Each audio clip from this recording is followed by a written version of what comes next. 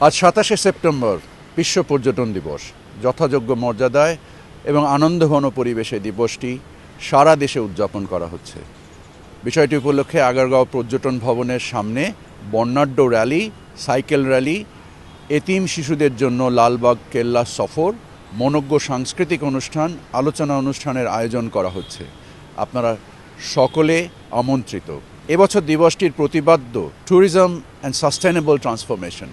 দিবসটি শুধু উদযাপনের মধ্যে সীমাবদ্ধ না রেখে আমরা দায়িত্বশীল এবং অন্তর্ভুক্তিমূলক কার্যক্রম গ্রহণ করেছি। আমাদের পর্যটকদের ভ্রমণ আনন্দময় ও নিরাপদ করার জন্য আমরা tour operator, travel agency, hotel, motel, resort সকলের জন্য একটি আচরণবিধি প্রণয়নের মাধ্যমে দায়িত্ব নির্ধারণ করেছি। বিশ্ব পর্যটন দিবসের এই দিনে আমি সকল পর্যটন পিপাসুদের নিজ দেশ জানার জন্য বেশি বেশি করে দেশ ভ্রমণের জন্য উদাত্ত আহ্বান জানাচ্ছি।